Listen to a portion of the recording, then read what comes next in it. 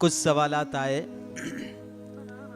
ایک صاحب نے پوچھا کیا سید لوگوں کو زکوٰۃ دے سکتے ہیں کیا؟ یہ بہت پرانا سوال ہے۔ سید یقیناً حضور کے خاندان سے یہ لوگ ہیں، ان کو پاک مال دینا چاہیے، اور زکوٰۃ کا مال ناپاک ہوتا ہے، اس لیے جن کے پاس مال ہے وہ ان کو پاک مال دینے کی کوشش کریں۔ گڈ فرائیڈے کیا ہے؟ کل ہی گزرا وہ گڈ فرائیڈے۔ ایک صاحب نے نادانی سے پوچھا کہ پیر کے دن آیا تو اچھا ہوتا۔ فرائیڈے جمعہ کو کہتے ہیں، اور یہ گڈ فرائیڈے حضرت عیسیٰ علیہ السلام کو یہودیوں نے خوب ستایا۔ عدالت کے کٹہرے میں وہ دن بھر کھڑے رہے، اور یہودی سنیچر کا دن نکلنے کے بعد کوئی کام نہیں کرتے، لائٹ اگر آن ہے تو اسے بھی آف نہیں کرتے۔ انہوں نے ظلم و ستم کی انتہا کر دی، عدالت کو جبراً صلح کے فیصلے پر مجبور کیا، اور حضرت عیسیٰ علیہ السلام کے حق میں پھانسی کا فیصلہ نکالا گیا۔ دن بھر عدالت کے کٹہرے میں کھڑے ہونے کی وجہ سے وہ تھک گئے تھے۔ رومی عدالت کا، رومی سلطنت کا یہ نظام تھا کہ جس کو پھانسی پر لٹکایا جاتا وہی اپنی لکڑی بھی لے کر چلتا۔ اب جب سارے لوگ کھینچ کر حضرت عیسیٰ علیہ السلام کو لے جانے لگے تو لکڑی بہت وزنی تھی، چلا نہیں جا رہا تھا۔ ایک کمبخت نے وہ لکڑی اپنے کندھے پر لے لی اور تیزی کے ساتھ مارتے ہوئے، گالیاں دیتے ہوئے، کھینچتے ہوئے حضرت عیسیٰ علیہ السلام کو پھانسی کی جگہ پر لے جایا جانے لگا۔ جب قریب پہنچے، سورج بس ڈوبنے والا تھا، تو وہ لکڑی لے کر کاندھے پر پہلے وہ نوجوان اندر پہنچا۔ جلاد خوب جانتا تھا کہ ہمارے ملک کا نظام ہے کہ جسے پھانسی پر لٹکایا جاتا ہے لکڑی وہی کندھے پر لاتا ہے، اور اس بیچ اللہ تعالیٰ نے اپنے نبی، اپنے رسول حضرت عیسیٰ علیہ نبینا علیہ السلام کو آسمانوں پر اٹھا لیا، اور اس شخص کو جس کے کندھے پر لکڑی تھی اسی کو پھانسی پر چڑھا دیا گیا۔ قرآن نے کہا وَمَا قَتَلُوهُ وَمَا صَلَبُوهُ وَلَكِنْ شُبِّهَ لَهُمْ۔ حضرت عیسیٰ نہ قتل کیے گئے، نہ پھانسی پر چڑھائے گئے، بلکہ ان کے جیسا ایک پھانسی پر لٹکا دیا گیا۔ یہ تحقیق ایک انگریز عیسائی نے بھی نقل کی ہے کہ حضرت عیسیٰ علیہ السلام کے بجائے کسی اور کو پھانسی پر لٹکا دیا گیا۔ کل گڈ فرائیڈے اسی کا دن تھا۔ ان کا عقیدہ ہے کہ حضرت عیسیٰ علیہ السلام پھانسی پر لٹکائے گئے، اور ہمارا عقیدہ یہ ہے کہ حضرت عیسیٰ علیہ السلام پھانسی پر نہیں لٹکائے گئے، بلکہ وہ آسمانوں میں اٹھا دیے گئے۔ قسم کے کفارے کے کتنے پیسے ہوتے ہیں؟ اگر کوئی آدمی قسم کھائے، پہلے تو قسم کھاؤ مت۔ بہت سارے لوگ قسم کھاتے، بیوی کی قسم، اماں کی قسم، یہ ساری قسمیں غلط ہے۔ قسم کھاؤ تو اللہ کی قسم، اور اگر کوئی قسم کو باقی نہ رکھ سکے، قسم کو توڑ دے، تو اس کا کفارہ 10 مسکین غریب لوگوں کو کھانا کھلانا یا ان کو کپڑے بنانا، ایسے کپڑے جو ان کا پورا تن ڈھانپ سکے۔ اور اگر کوئی یہ نہیں کر سکتا، قسم کھانے والا مسکین و غریب و محتاج ہے وہ خود ہی، تو وہ مسلسل 3 دن کے روزے رکھے۔ اگر قسم کے کفارے کے پیسے کسی بیت المال، مثلاً صفا بیت المال میں دے دیے جائے تو کیا کفارہ ادا ہو جائے گا؟ ہاں، کسی بھی بیت المال میں اگر غریبوں مسکینوں کا سہارا وہ ادارہ ہے تو آپ وہاں دے سکتے۔ ان کو یہ بتا دیں کہ میرے یہ پیسے قسم کے کفارے کے ہیں، مجھے 10 مسکینوں کو یہ کرنا ہے، تو اس نظام کے ساتھ آپ کر سکتے ہیں۔ خانقاہ کسے کہتے ہیں؟ کیا خانقاہ میں جانا اچھی بات ہے؟ کیا ہمارے شہر میں کوئی خانقاہ موجود ہے؟ خانقاہ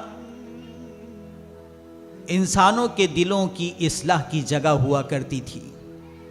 لوگ اپنے گناہوں سے توبہ کرتے اور اللہ والے بن کر واپس جاتے تھے۔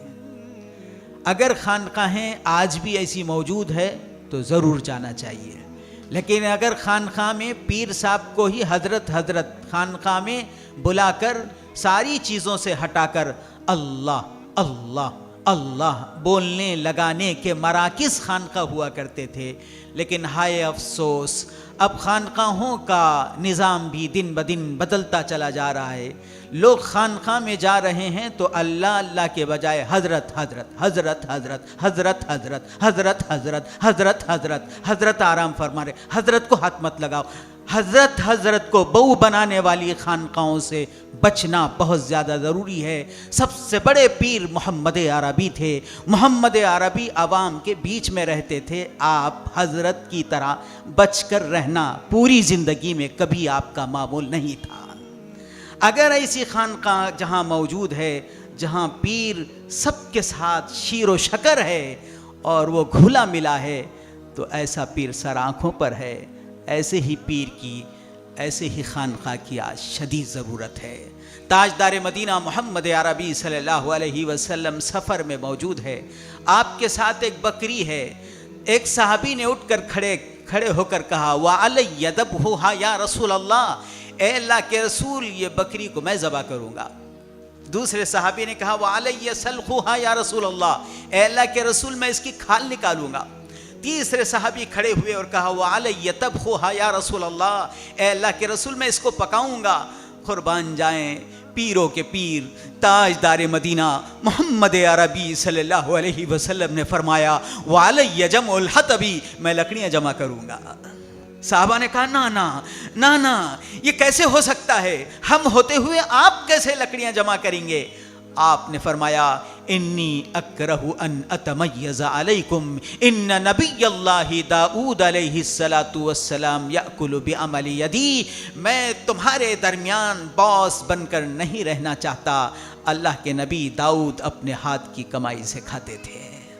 پیر کا کھانا الگ، مرغ و مسلم اور مرید کا کھانا الگ.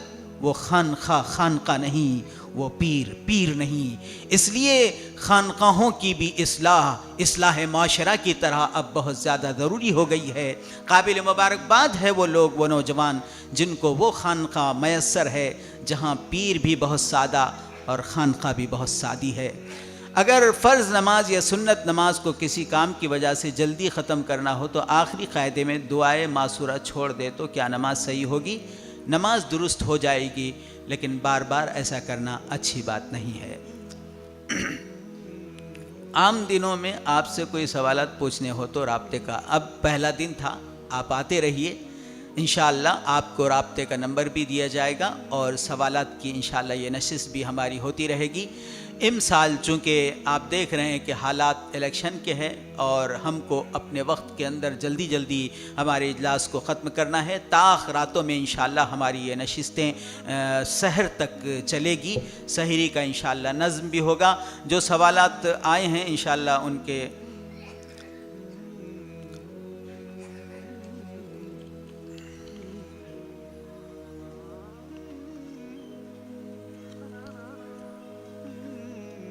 یہ جو سوالات آئے بہت مختصر سوالات ہیں اور جیسے مولانا عبد القوی صاحب نے کہا ویسے ہی سوالات ہیں.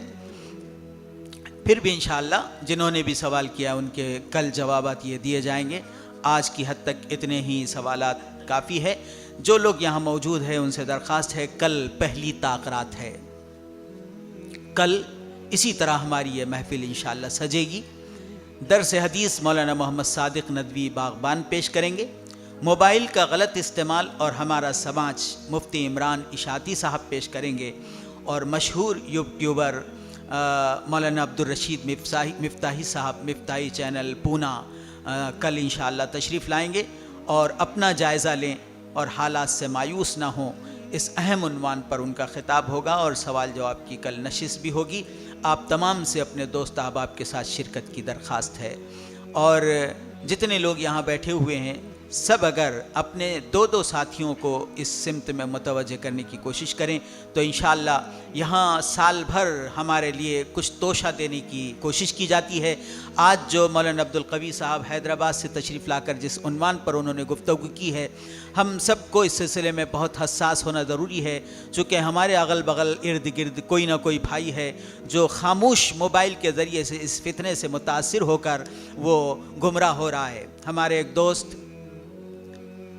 جو پہلے قرآن پاک کا ترجمہ بہت فکر کے ساتھ سیکھتے تھے، آہستہ آہستہ وہ خانقاہ جانے لگے اور کسی شیخ کے مرید بنے۔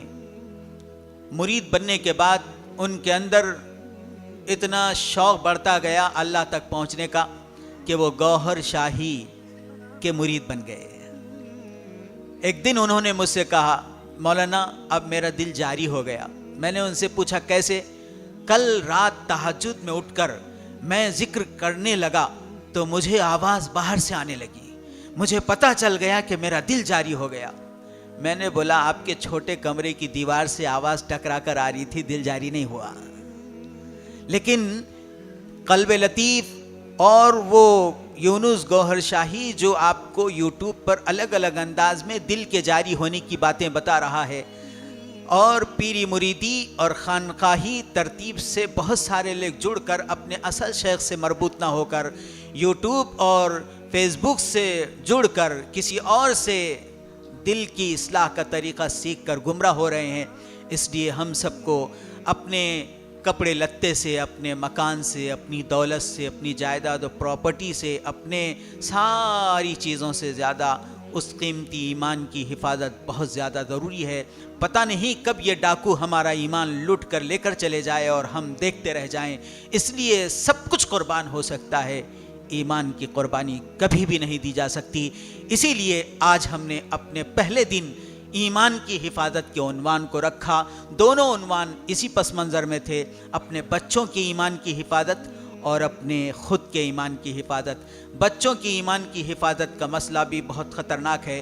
ابھی مولانا غیاث احمد رشادی صاحب نے اسی مہینے سے پہلے والے مہینے میں وہ تشریف لائے تھے تو انہوں نے اپنی آنکھوں دیکھا حال بتایا کہ برقع پوش ایک نوجوان لڑکی اپنے والد کے ساتھ گاڑی پر بیٹھ کر جا رہی ہے۔ اچانک اس نے والد سے کہا، والد صاحب رک جاؤ۔ وہ کہیں جا کر آئی، والد پیچھے دوڑتے ہوئے گئے تو وہ کسی مورت کے سامنے ہاتھ جوڑ کر کوئی نمسکار کر رہی تھی۔ اسکول میں بچے کے ذہن میں کوئی چیز بیٹھ جائے، آپ کا برقع، آپ کا کلچر، آپ کی تہذیب، آپ کا نماز، آپ کا ذکر، آپ کی تلاوت آپ کو بچا نہیں سکے گی، آپ کا عقیدہ خراب ہو گیا تو۔ اس لیے آج ہمارا عنوان تھا اپنے ایمان کی حفاظت، اپنے بچوں کی ایمان کی حفاظت کی فکر ہم سب کو ضروری ہے، کریں گے انشاءاللہ فکر۔